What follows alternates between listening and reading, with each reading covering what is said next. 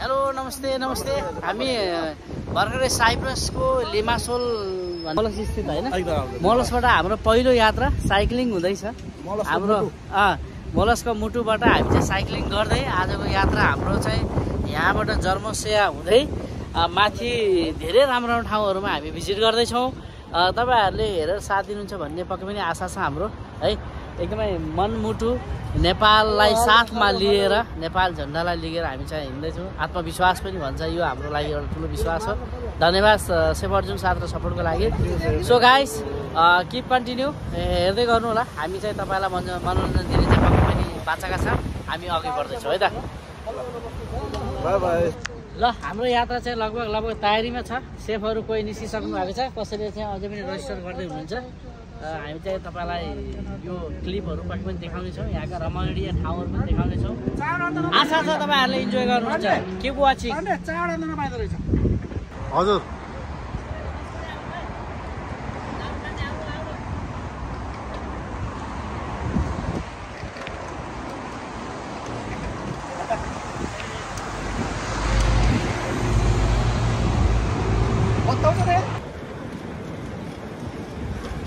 हाम्रो साइक्लिङ यात्रा जारी छ एकदमै हामी यात्रामै छौं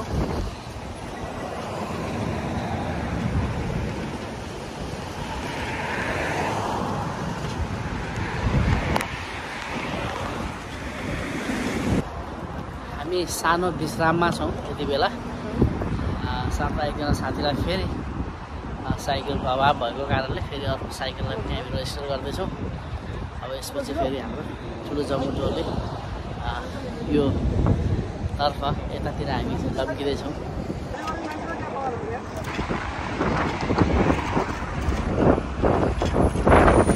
हाम्रो दुईजना साथीहरू अगाडि हुनुहुन्छ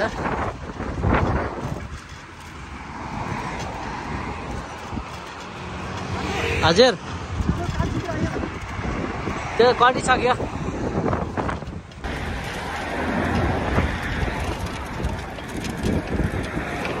यात्रा जारी नै छ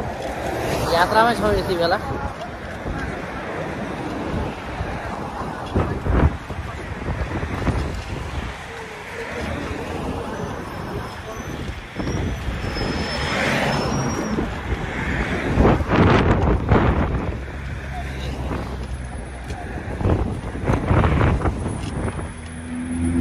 नेपाली झण्डा फरफराउँदै हामी साइप्रसको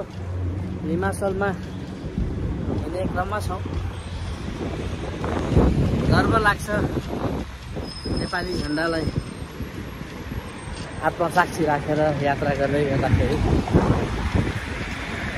नेपाली हुनुमा गर्व छ मलाई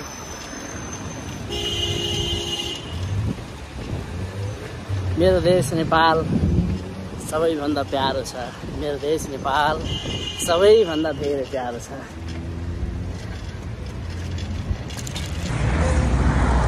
हामी अन्धा घरमा आइपुगेको अवस्था छ यात्रा जारी छ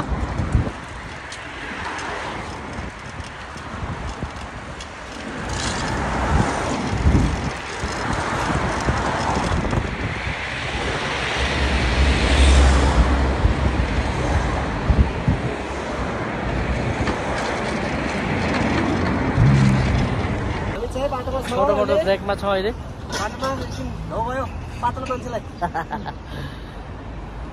थाकिँदो रहेछ यो धेरै समयपछि साइक्लिङ गरेर होला होइन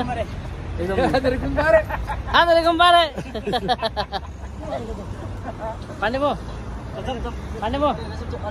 के छ कस्तो भइरहेछ यात्रा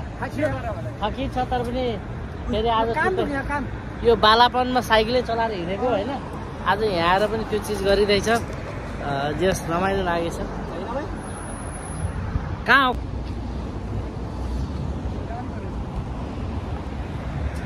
डेलमार आइपुगेका छौँ हामी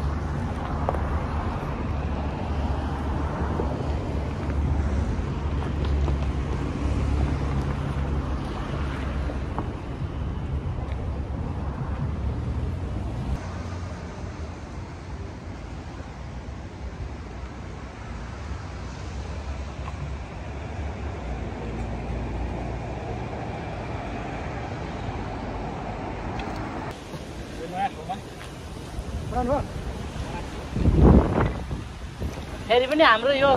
अब दोस्रो विश्राम हुँदैछ होइन एकदम समुद्रको किनारमा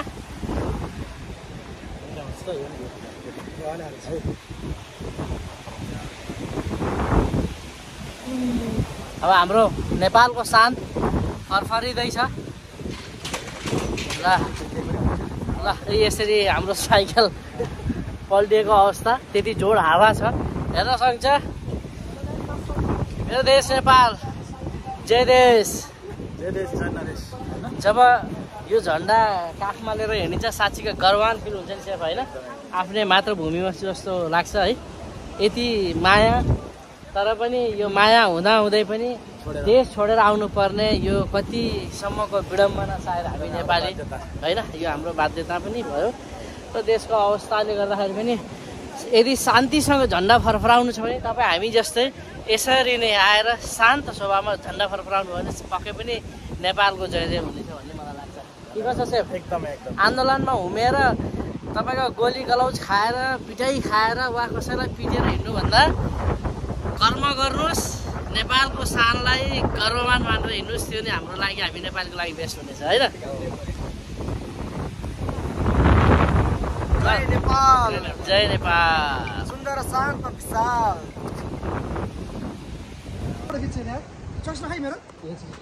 साइकलहरू घटाङ घुटुङ गरेर पुरै पल्टेको अवस्था छ 1 2 3 है ल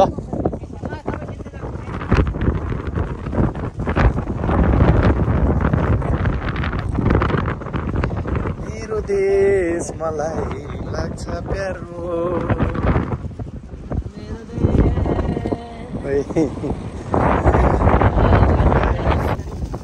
हामी समुद्रको यस्तो बिचमा आइपुगेका छौँ हेर्न सक्नुहुन्छ एउटा साइकल पल्टिसकेको छ भने यहाँ रहेको दुईवटा साइकल हेर्न सक्नुहुन्छ यति हल्लेको छ अब यो पनि अब लगभग पल्टेला भन्ने अवस्थामा आइसकेको छ अब तपाईँ आफैले गेस गर्न सक्नुहुन्छ यहाँको हावामा कतिको दम छ भन्ने हेर्नुहोस् यति बलिलो हावा छ यति मजबुत छ कि हेर्नुहोस् किनकि हामी तपाईँले हेर्न सक्नुहुन्छ यहाँ यतापट्टि पनि पुरै समुद्र छ हेर्नुहोस् अब यो पुरै भेग समुद्र हो होइन अब यहाँबाट बाटो रहेको छ यहाँ निकालिएको छ अनि यो भेग फेरि तपाईँको समुद्र हो हामी चाहिँ एकदम ठिक समुद्रको बिचमा छौँ यति बेला है यो चाहिँ तपाईँको फोर सिजन छ होटलहरू छ है यो होटलको ठ्याक्कै हामी चाहिँ पछाडि पछिल्लो भागमा छौँ हामी चाहिँ एकदम समुद्र हेर्न सक्नुहुन्छ एकदमै दामी दृश्य यो स्पेसली तपाईँहरूको लागि पनि तपाईँहरूले पक्कै पनि यो सब हेरेर मनोरञ्जन लिनुहुन्छ भन्ने आशा पनि छ